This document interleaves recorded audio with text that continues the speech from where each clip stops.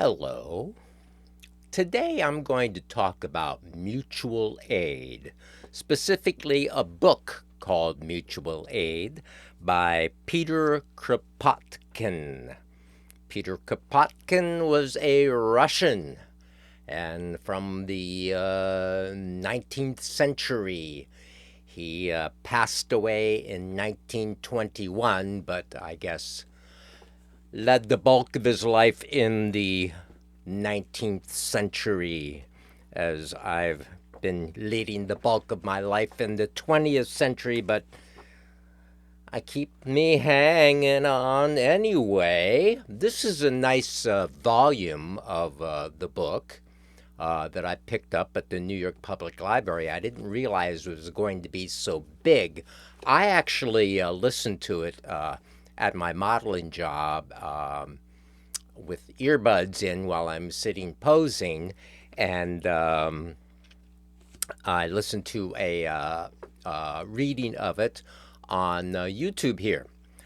So you can do that as well as you want if you want to, if you're interested in it. Mutual aid, an illuminated factor of evolution, and it's an illuminated book. There's illustrations all around the pages here of. The illuminated books like they used to make in the olden times, and there's a lot of nice illustrations here by who's the illustrations by? Illustrated by N.O. Bonzo. N.O. Bonzo. So N.O. Bonzo made some nice illustrations of the text of the book.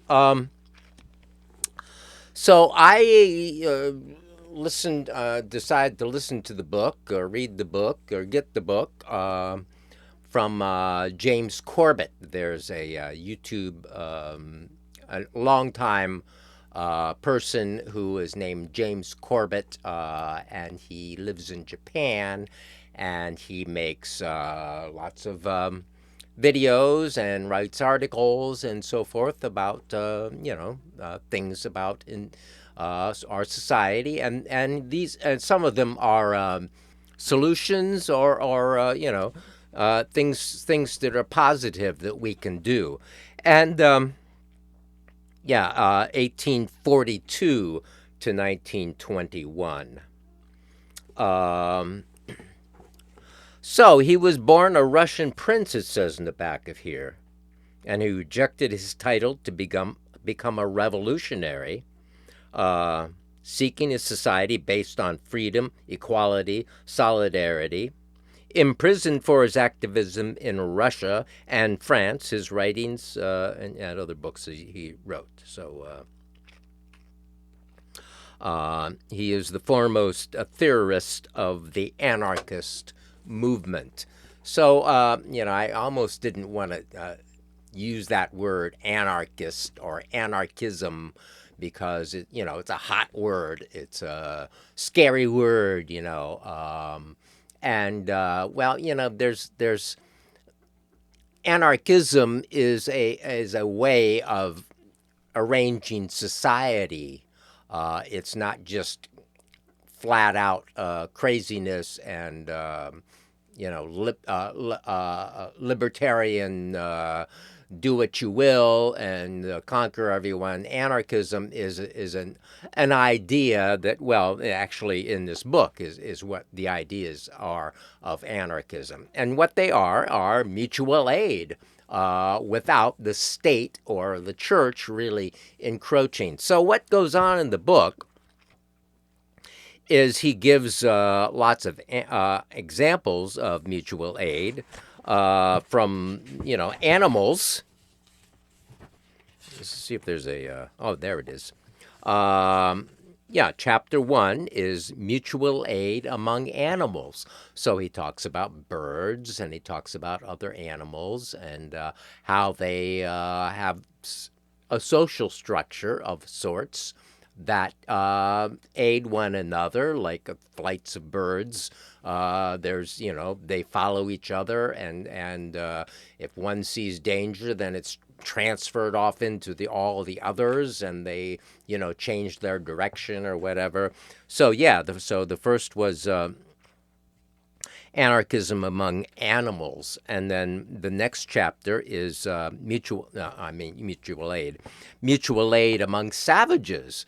Now, this is counter to the whole laws of the club and fang, and the brutal life before civilization, where everything is just every man for themselves, and brutal and horrible. But he in this chapter suggests and gives examples of how in tribal societies, savage societies that we call savages, not civilized in the way that we are led to believe now, how they had mutual aid, how they helped one another and took care of one another, and beyond just family, beyond a kind of spread out kind of mutual aid, like if somebody's child dies, or parents die, the other people take over the child. It's kind of it takes a village, that sort of thing. Ooh, does that bring up Hillary Clinton? I'm sorry.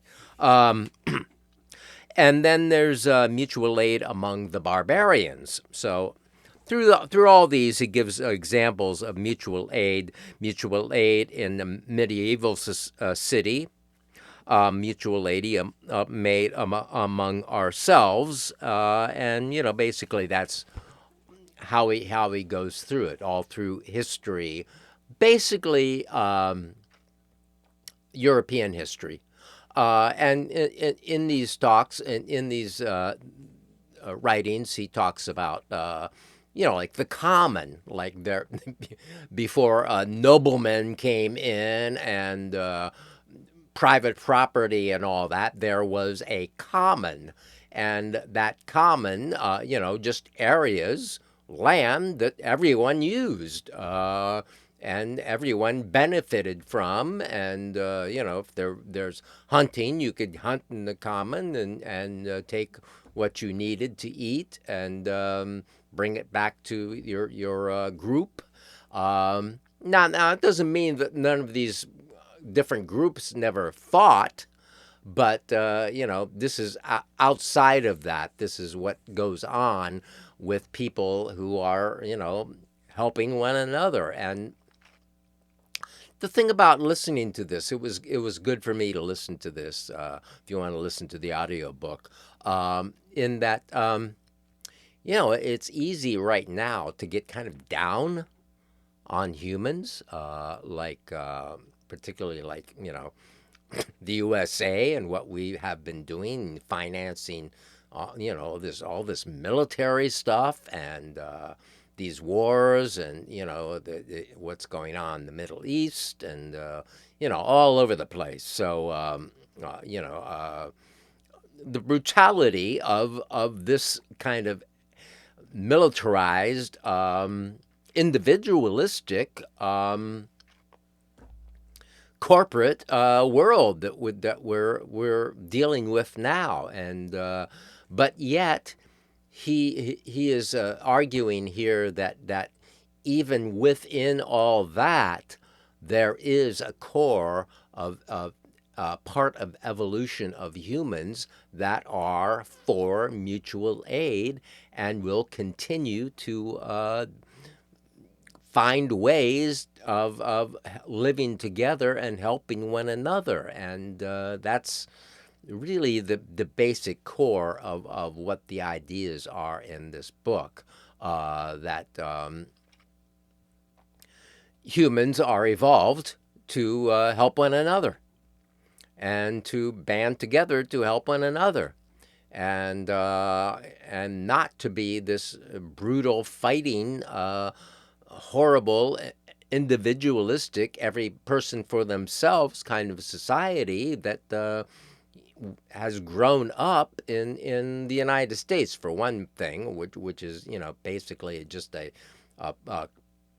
right now post-colonial society that is colonial itself, that is seeking. It's like the people that came here to colonize America and came here and took over everything, and this is ours now. And whatever was the common among the people here before has been turned into property and divided. And he talks about that. He talks about when like in Britain or someplace where the common was being divided up, and people were assigned personal property, how they would ignore that and go into mutual aid and rebuild a sort of common among themselves, disregarding what the king and noblemen and the military powers and so forth. So he's trying to tell this alternative story to the story we get so much about what humans are about. When we get the story of history, we get the story of kings, battles, war heroes, conquest of this place or that. It's all the focus of this battle, individualistic fighting, dominating end of humanity. And because the stories, it's like the news, good news is not a story. It's nothing to tell. It's just the way things should be. Good news, people just helping one another and living among one another, and exchanging things and exchanging tools and sharing things, mutual aid. And but that's not the story we get. And it's even worse now with electronic media and so forth. We the story that it wants to tell is the story that is going to be stressful, is going to invite people to look, and because it is a threat. It's the story of fighting and danger, and like even now there was the weather forecasters going. There was this we're in the middle of a winter storm here in New York, and days coming up to it is, oh, it's going to be this and that, it's going to that, and ultimately it just snowed, right? So but the hysteria and this fear is worked on in the media that attracts clicks and attracts views. So the story of people getting by and mutual aid is discarded. We don't hear that story, and it's going to be lost if we don't acknowledge that this is part of what humans are. Now, this superstructure we're living under now, with all this heavy military and so forth, it's going to end up burning itself out in some way, and what is going to blossom up from the ashes of all that is going to be, once again, animals and people and living things, trees, all creatures that are living, uh, contributing to one another in life, and mutual aid. And so I think that's where I'll leave my short here discussion of mutual aid by Peter Kropotkin. You can find other videos that I'm sure explained it all a lot better than I have. Even the Corbett link here, maybe I'll leave it in the description here of the video, and so you can look at that if you will, or if you want. And um, thank you for watching.